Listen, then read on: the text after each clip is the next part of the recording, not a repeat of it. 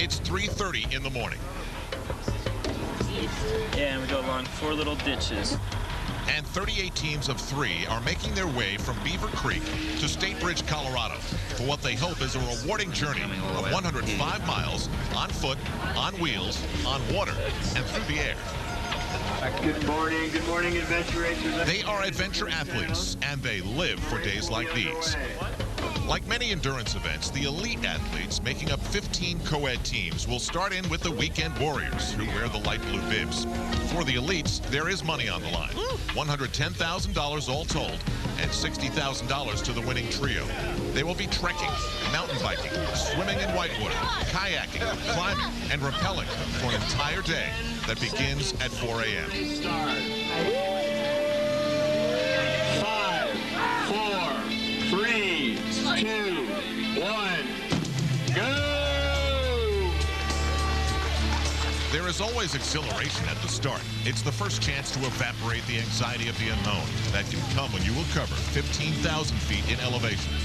The elevation at the start of over 7,000 feet is intimidating enough, but the scarcity of oxygen hits before the race even starts. That makes it very real.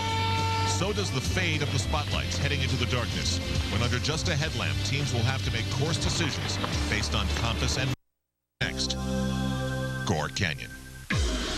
I'm looking at this race with a lot of anxiety and nervousness. I'm not much of a swimmer, so I'm expecting the worst. The Gore Canyon, the canyoneering part of it. We will be intimidated. It's pretty stressful to be on the whitewater like that. It's pretty gnarly. It can be a little dangerous. There's going to be some pain involved. Everyone's a little apprehensive about that. Yeah, I'm terrified. The rocks, dodging them, and just the unknown. I just want to get through that part. That's going to be the worst for me. In other words, no GPS is allowed. I can see it on this other side, but I ain't going that far. So this is a tough one. We know we're at the right altitude here, and we know it's at where it starts going straight up. But within this span, it's kind of tricky to tell because we're on a trail down here. So that's where it gets confusing. For an experienced racer like Pat Watson to say he may be lost, that means the race organizers have done a great job. Harold Zundel using a bit of gamesmanship, telling his teammate Monique Merrill. We're about 40 minutes down, are we? 40 minutes. That's bad.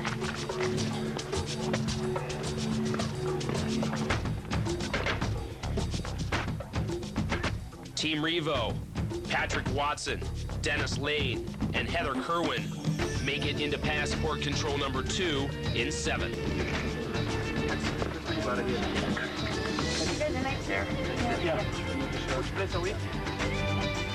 REVO plots their coordinates to PC3. All these teams are closely bunched together, while Seagate is way out in front.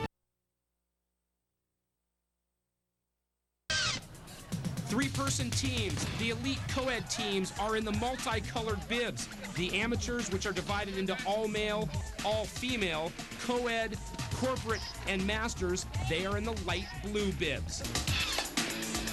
REVO in 4th, already employing a tow line. Nice and light, nice and light.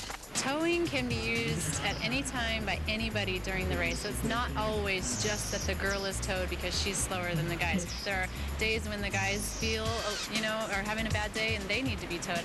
For running, we all have a belt around our waist. It's like a nylon belt, and then a bungee cord with carabiners. And actually on the run, we do a double tow, so 2 guys are hooked to me. Triathlete Jimmy Riccatello, great former, triathlete, and so it's really tough out there, and just an honor to race against these people. An honor they have all earned for their paddle. And it's REVO trying to get over the electric fence. A great leapfrog by Pat Watson. He and Josh Crosby now get a chance to lift Heather Kerwin over the wall. And with this lift, REVO successfully over the first special test. Great communication between the married couple. REVO takes a turn around the buoy Pat Watson in the single using the homemade paddle. In front of him, his teammates Josh Crosby and Heather Kerwin in the double. They've got to work for the finish. Balance bar and Red Bull are close, but they've got to go against the current to earn the final few yards in the kayak leg. You gotta, meet them together, Josh. Meet them together like it's different. For REVO, Josh Crosby and Pat Watson will provide the stability. You're okay. It's really steady. Heather Kerwin's gymnastics background being put to good use. These guys, she's got the carabiner, Good she's job. flipping it down, left hand up, Good index job. finger trying to press it. Good job. She's got the carabiner, ladies and gentlemen. They can Now what? Put it down. And REVO is off to the puzzle.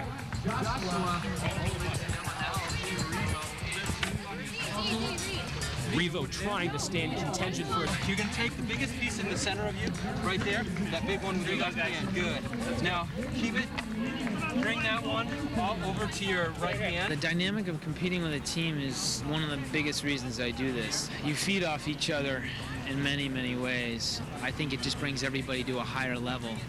This is a whole new challenge, having everything having to be done together and many different disciplines, but it's a wonderful experience. I think what makes a great team dynamic is having those different personalities intermix and create one kind of whole being, one whole machine. The machine that is REVO having some trouble at the moment.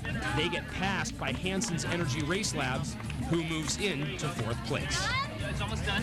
There you go. A lot of it is just trying to reach out, and get them, or if there's someone behind you, just kind of a... Lane makes it look easy. As does Josh Crosby of REVO. We'll be back with more special tests, mountain biking, and the finish of our race. REVO hot on Timex heels. Here we go. And on course, chivalry is not dead. Josh Crosby helping Heather Kerwin out with her bike.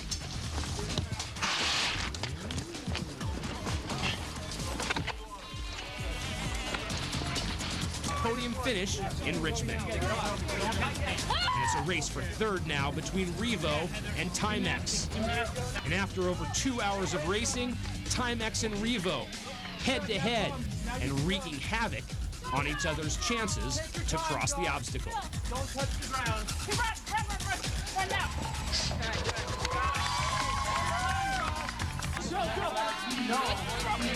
The war for third is now being waged at the wall. But you've got to give the advantage to Timex. 2 of their 3 people are already up and over.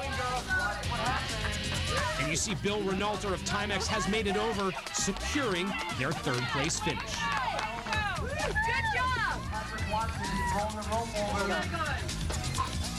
So here in Richmond, Balance Bar wins yet again. They take a commanding lead in the overall series points, nearly 100 points ahead of Team Red Bull. The elites get the points and the prizes, but for the amateurs, the thrill of achievement is enough. I'm Craig Hummer. So long, everybody.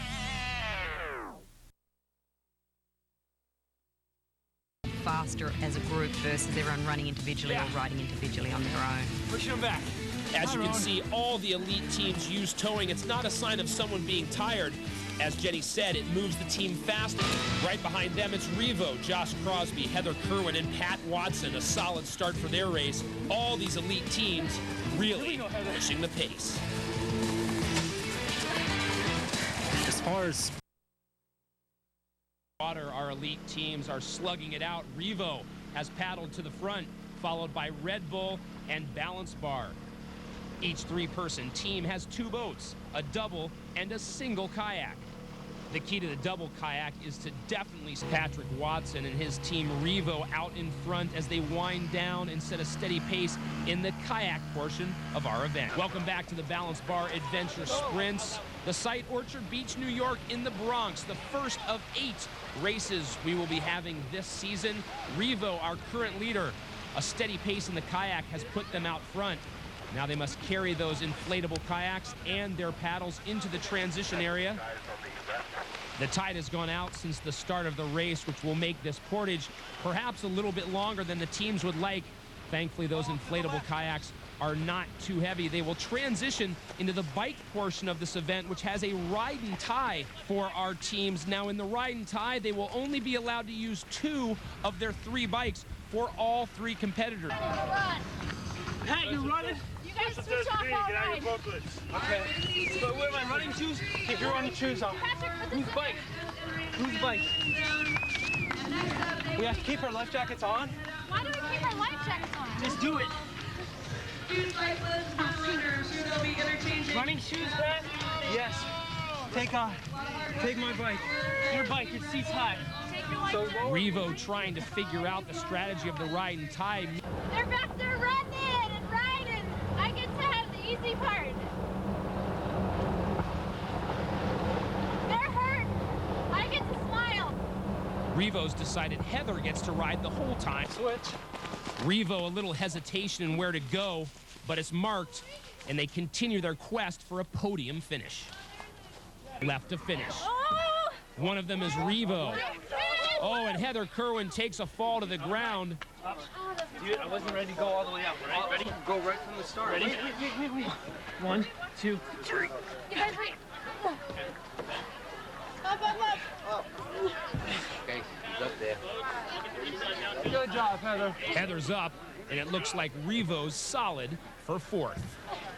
The pros, Balance Bar takes home the gold. And many of the over 500 people here are not in it to win, however. They're here for the experience. Over 100 other people out there racing away in the blue bibs, enjoying their day in Soldier Hollow. That's Patrick Watson of REVO. He's leading Dennis Lane and Heather Kerwin, his teammate.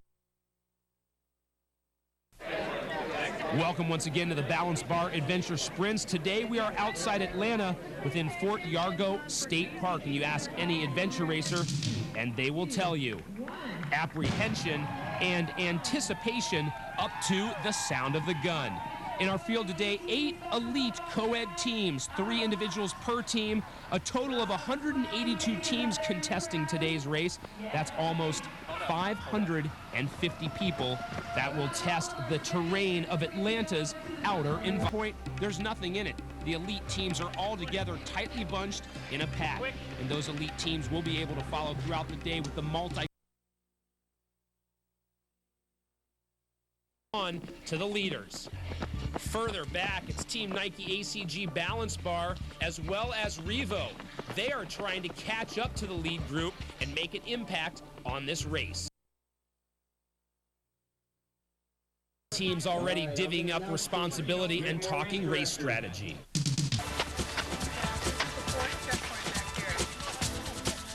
Pushing their pace already, Team REVO takes a break. Dennis Lane, Pat Watson, and Heather Kerwin.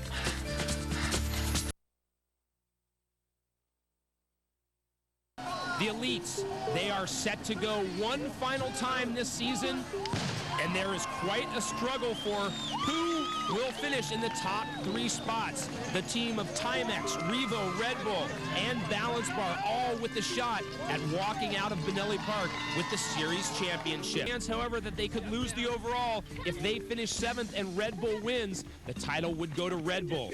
But REVO and Hanson's Energy Race Labs, they want to be in the top 3 no matter what to have a successful finish to their season, as does Nike ACG Balance Bar.